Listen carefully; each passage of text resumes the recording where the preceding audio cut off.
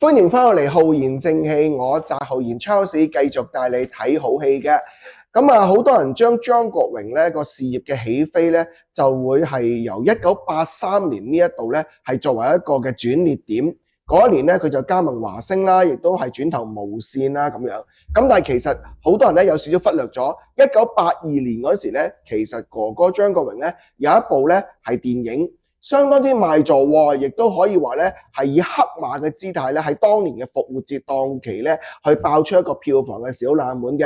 呢一部戲咧就係佢同周秀娜合演嘅《檸檬可樂》啦。而至於導演咧，亦正是我今日浩然正氣嘅嘉賓蔡繼光導演。你好，你好，導演。嗱，我哋先講呢個喺喝彩之後啦。咁過渡係檸檬可樂之前咧，其實你幫新藝城咧，佢開咗一部叫做不准掉頭嘅電影。係。咁點解會嗰陣時會同新藝城有呢個合作嘅？因為咧，我同喺無線嗰陣時咧，就拍呢個黃飛鴻同埋碧上梁山兩個劇集。咁其中一個編劇咧就係阿黃百鳴。哦。咁我嗰陣時已經同佢識㗎啦。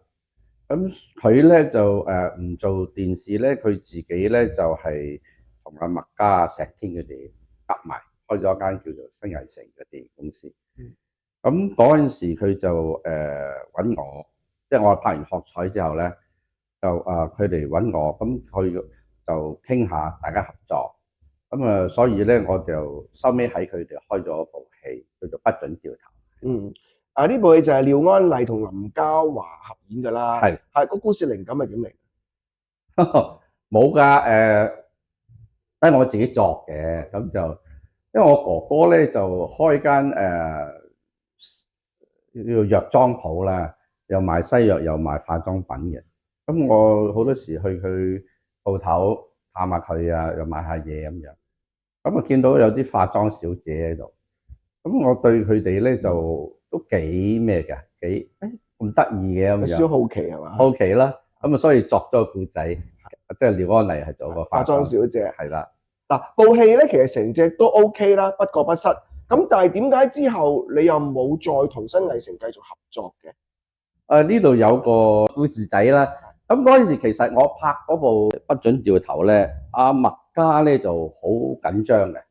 咁佢就時時睇我啲毛片嘅，我未睇佢已經睇咗噶啦。咁佢就對我嗰啲鏡頭咧就好中意，因為我外國翻嚟咧有陣時玩下鏡頭啊，拍得幾靚下。咁就但係咧就對我有啲片咧，佢就同我講：阿蔡導演啊，你呢種你拍呢啲鏡頭剪唔剪得埋㗎？你呢場戲你真係確實你剪得埋嘅咩？咁啊，我話剪得埋，我拍過好多次㗎啦。呢啲鏡頭冇問題嘅。咁蔡導演，你可唔可以幫我剪一場俾我睇下？考埋喎，係啦，考我哋功力功夫仔。咁咪卒之咪揾個剪片嚟一齊，咁咪剪咗場戲俾佢睇咯。佢話係喎，真係剪得埋㗎。得喎，呢個導演啊，即係合格有餘啦。咁佢就即係對我有啲信心啦。咁我又特登咧喺個出戲度咧加插咗佢有一場戲。話佢做個光頭神探。直情係光頭啊，佢光頭啊嘛。咁光頭神探出現咧，就佢一隻褲腳係長嘅，一隻褲腳接埋嘅。嗰個鏡頭一出咧，啲觀眾就笑到碌地。哇！佢覺得咦呢個角色有得發揮咯，係啦。咁拍完出戲咧，就喺復活節上嘅。咁都係嗰陣時嘅冠軍啦。就當然唔係好大賣，但係咧就一定賺到錢。就而且係嗰個咁多個院線裏邊嘅冠軍嚟嘅。咁因為我哋冇大明星啊嘛，又冇咩大動作、大場面咁樣，有小驚喜啦呢部戲啊，可以咁講。咁其實咧，佢就想揾我開戲嘅。咁佢揾咗個製片都嚟揾我，同我講：導演啊，阿麥 Sir 想揾你開戲喎，做攝影。咁奇怪嘅？係啊，因為我喺不准掉頭咧，我係身兼導演同攝影，係當然都係編劇啦。咁但係我拍嗰個《頒獎條例》嗰陣時咧，我發覺自己咧係一心不能二用嘅。即係我拍嗰陣時用個鏡頭睇住啲畫面啊乜嘢，咁我就導演方面就少咗㗎啦。因為同而家唔同啊嘛，而家可以即刻 playback 睇啊嘛，嗰陣時冇啊嘛，啲菲林嚟啊嘛，冇得即刻 playback。咁我覺得咧，我要選擇一條路，一係做攝影，一係做導演，就唔好一齊做啦。多經驗就係咁樣。雖然阿麥嘉好中意我啲攝影，咁我話咦，我已經選擇咗專心做導演咯，咁攝影就唔好意思啦，你幫我話聲俾佢聽啦。咁我想揾你嗰部戲係咩戲？係咪關於光頭神探之後？係啊。之後即係大放異彩嘅最佳拍檔。係啦。但係又好奇怪喎，即係其實你做開導演嘅，阿麥嘉咁欣賞你，咁佢揾你做攝影嘅，咁你好似明知都唔會應承㗎啦。其實係咪有人即係假傳咗聖旨咧？其實係啊，收尾原來10年後有人咧就同阿黃百鳴熟嘅，就同佢傾開偈。黃百鳴就奇怪點解你會推？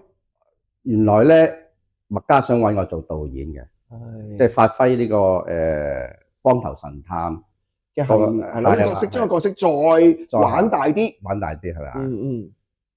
咁原來咧呢個製片就唔中意我嘅，咁咧佢就將做導演嗰樣嘢改為做攝影。你同佢有咩過節要咁大整蠱咧？冇啊！你知我咧，我要求好高噶嘛。我又要即係好多嘢準備都要做得好足。咁製片最好就係喺現場打點下，尤其是你嗰日嘅開始。咁有陣時佢哋唔做唔到，或者我就會同佢講噶啦。話我好想你喺現場，尤其是即係一早戲開始嗰陣時。你開定咗啦，你可以離開，你做其他嘢唔緊要。但係佢哋有陣時即係做好多嘢㗎啦嚇，又炒下股票，又做一啲賭係嘛？咁我想問，咁錯失呢個最佳拍檔嘅導演呢個咁寶貴嘅機會，咁你而家諗翻，或者你知道之後呢個黃百鳴呢個朋友話翻俾你聽嘅時候，有啲嬲到？當然就嬲啦，咁冇理由㗎嘛嚇。咁即係其實佢就唔想我喺間公司度，阻住佢發達，咁冇嘅。你每個即係每間公司每個機構嘅呢個主持人，佢身邊梗係好多人圍住佢嘅。咁你行埋去，咁你唔經佢咧，就阻住佢揾食。咁佢梗係要排擠你㗎啦。係咁。即係命運嘅就好難講，不過當然你話係咪塞翁失馬咧？咁之後其實導演都有一套幾成功嘅作品，就係我哋開場白講嘅《檸檬可樂》。咁呢部戲咧就係當時其實咧都想銳意去比較擺脫一啲舊嘅包袱，我哋拳腳功夫片想銳意去一啲新啲嘅作風嘅邵氏嘅出品啦咁樣。咁當時點解你會同邵氏嗰邊又搭上咗呢條合作嘅線路咧？係啊，邵氏方小姐嚟揾我嘅，即係佢揾我入去傾個合作條件咁樣啦。係，咁既然西藝城冇咗下文啦冇下文，我咪入邵氏咯。但係同阿方小姐開戲唔係咁簡單喎。方小姐個要求，你話嚴謹又得，你話奇怪又得，因為要 sell 橋，我聽講都要一番嘅苦功喎，好多時都係啊。咁但係我係因為第一部戲咧，我話我就要拍呢部戲，咁佢要我入去簽死約嘅。我嗰陣時又蠢啦，唔識簽生約，簽咗死約，簽咗兩部，係啦。咁你唔簽約，我咪唔入去咯。咁佢咪唯有俾我開咯。係呢部你係好順利咁開到嘅檸檬可樂。係啊。咁當時揾翻張國榮喎，你念念不忘佢啊？即係點解會又揾翻佢做，真係俾佢一個主角嘅機會咧？當時其實有注意其實佢仲喺麗的嘅年代，其實佢未大紅㗎。係啊。因為嗰、個譬如喝彩嗰3個男仔，其實都可以做呢部戲嘅主角嘅。但係三個人裏邊咧，我覺得張國榮最啱咧。第一個佢個人好 cool 嘅，就啱我角色係 cool 嘅。咁但係外冷內熱，其實佢心裏邊咧好豐富嘅感情係有。所以你就揀咗哥哥。咁咁再次見翻嗰個感覺係點樣啊？即係佢成熟咗，定係大家佢應該唔會再問你有冇去滾啦，係咪？有咩傾偈啦？係啦。冇喎，冇，即係我哋講戲多啲，就冇講到私人嘅嘢㗎啦。好啦，講起戲咧，就呢個阿哥哥所演嘅 Jackson 咧，其實表面睇咧就好似一個而家所謂嘅渣男，即係好似追到阿周秀蘭之後咧，就係對佢即係忽冷忽熱啦，突然間。但係咧，如果你睇翻阿導演都有交代一啲部分情節，就係話 Jackson 咧其實係一個即係爸爸媽媽好早就去咗外國啦，所以就交俾喺香港親戚嘅照顧啦，所以從小佢就覺得要靠自己，亦都有種無根嘅心態咁樣。係咪咁樣塑造 Jackson 呢一個人咧？其實佢對阿周秀蘭嗰種態度都係有少少源於佢自己性格上一啲童年背景嘅成長經歷嘅喎。有當然係啦。咁但係咧，其實因為佢知道咧，佢要去外國讀書嘅，要離開香港。咁即係點處理呢段感情咧？係一個我想講嘅，但係我就着墨唔多。呢個係我即係寫劇本嗰陣時，即係冇仔細考慮得好好。其實咧，我嘅嗰陣時嘅原意咧，就係話你冇理由，你一個喺外國，一個喺香港，冇理由可以繼續落去喎呢段感情。咁你唯有即係話分手。點樣分手係最好嘅咧？唔通同你講話唔好意思啊，我去外國啊，拜拜咁樣啊，又好難講出去。但係如果你拖住呢段感情，叫佢喺香港等你啊，我讀完4年大學啊，我翻嚟再嚟揾你啊，冇乜可能噶嘛。咁唯有咧就係話佢扮到自己去中意個鬼妹，使到呢個周秀蘭呢個女主角死心啦，死心即係當為一個 puppy love 算啦。係咁樣結束佢。即係原意係咁樣嘅。不過而家你哥哥演繹咧，你又唔會特別太憎呢個角色啦。可能真係哥哥，即係你覺得佢風流少少都好似好合理咁樣，咁靚仔。即係而且佢只係一個學生哥啫，係啦。你話佢對感情認真從一而終嘅，咁你可能會原諒多佢少少咁多咯。我覺得。咁樣其實唔啱個角，唔啱嗰陣時，同埋唔啱所有嘅年輕人。係。嗱，周秀蘭咧就我聽我哋之前嘅訪問都講過，就係喺呢個喝彩時候都本來有考慮過周秀蘭係嗰個女主角之一，最終係翁靜晶做咗啦。咁今次又用翻周秀蘭喎。係啊，所以我話即係做演員嘅咧，就盡量有機會就去面試。你盡量接觸導演，盡量接觸嗰個製片人，盡量接觸個編劇，即係原創者。咁對你嚟講咧，今次唔得，即係可能下次得。咁周秀蘭有啲乜嘢？除咗佢外形比較俏皮亮麗之外，有乜嘢嘅點係覺得你個係可造之才咧？佢比較適合我嗰個女主角角色，因為咧佢係一個小家碧玉，佢比較傳統嗰種中國女仔嗰種性格同埋外表都係。咁佢嘅談吐咧都係對我嚟講係嗰種中文中學讀緊書嗰種咁嘅感覺嘅。咁我係同即係同張國榮係一個對比啦。張國榮比較西化，佢比較中國傳統化。咁夾埋咧就好似好襯，有個火花喺度咁樣，係啦。我記得有影評都有讚過導演嘅，就係話佢有幾幕咧係好清新可喜嘅，即係譬如哥哥同埋周秀蘭喺雨中初嗰度一齊嗰個，覺得佢嗰段拍得好流暢，同埋好一生耳目啊個感覺。即係大家認識嗰度係啊，大家認識嗰個啦，同埋當然最撚尾即係嗰個即係嗰個羅密歐與朱麗葉嗰個戲嘅處理啦，都係俾大家一種即係以前就係殉情記啦，仲以為係咪周秀蘭會嬲到係會整死張國榮或者點樣啦？唔係，都係一個好似都幾成熟嘅感覺。係啦，點樣去玩 twist 㗎呢度？即係最撚尾嗰個莎士比亞嗰個舞台劇嘅戲中戲啊？因為我讀莎士比亞讀得太多啦，就唔係我中意，即係好特登去讀嘅，因為學校需要。咁覺得可以玩下咯，可以玩下呢個劇情。即係好多時做舞台劇咧，就係你要根據嗰個對白去做噶嘛。突然間自己擺咗感情入去咧，就跟住自己個感情去做啦。咁啊變咗咧就有啲即係戲劇效果出嚟咁樣。同埋呢套戲咧，我覺得本來你都可以係比較出位一啲嘅，即係譬如陳佩西所做嘅，我哋嗰陣時稱呼係魚蛋妹啦，又或者係阿哥哥同埋周秀娜喺露營嗰幕，有少少親熱嘅鏡頭啦，其實都可以多啲嘅，但係你就冇咁做啊，導演，即係套戲裏邊冇話去借題發揮一啲咁樣嘅豔情場面，嗰時少少都興噶嘛，中意枕頭戲噶嘛，係啊，但係你又冇喎，係啊，冇壓力咩？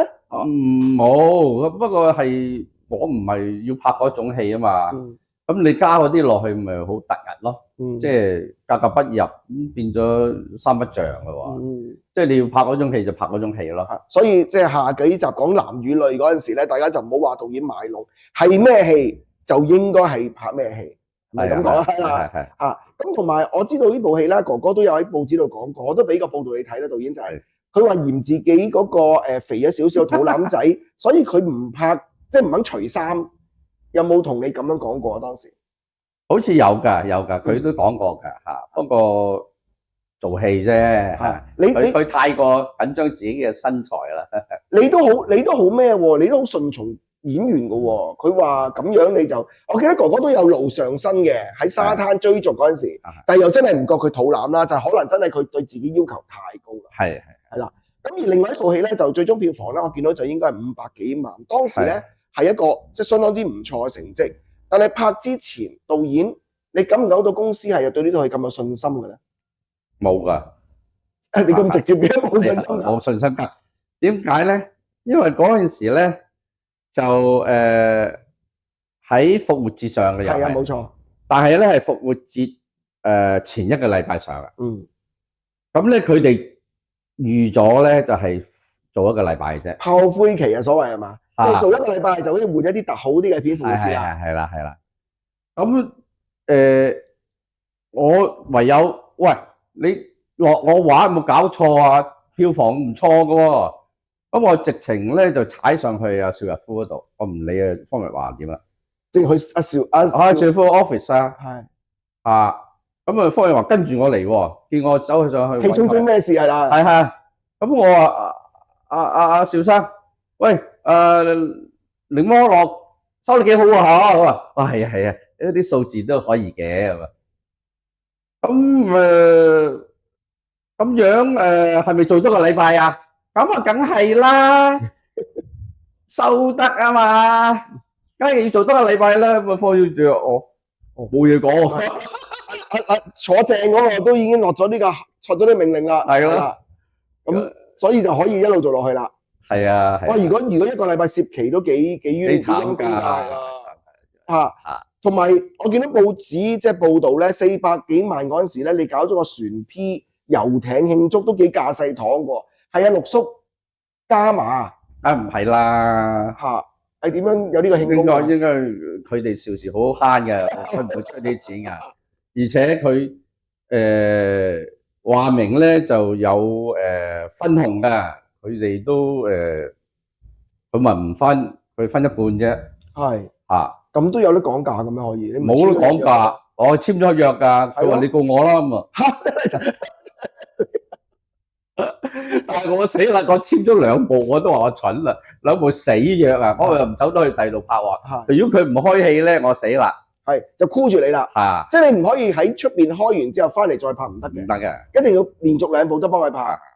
嗰陣時真係唔識做啊嘛，所以你點都要爭取，即係快啲開第2部啦。係啦，嗱呢一部戲係乜嘢咧？就係檸檬可樂之後咧，亦都係一部而家大家一講都會好記得嘅戲，亦都係發掘咗一個巨星嘅，就係男與女咧，由萬梓良同鐘楚紅合演。咁呢部戲咧唔單止係一部好有印象嘅電影啦，仲喺金馬獎度咧係攞過獎嘅。我哋下一集咧浩然正氣咧就會請阿蔡導演再詳細講下嘅。好啦，如果大家中意我嘅頻道的話咧，就麻煩大家訂閱啦、留言讚好同埋分享我嘅影片啦。好啦，今集咧做一段落，下一集再見，拜拜。拜拜。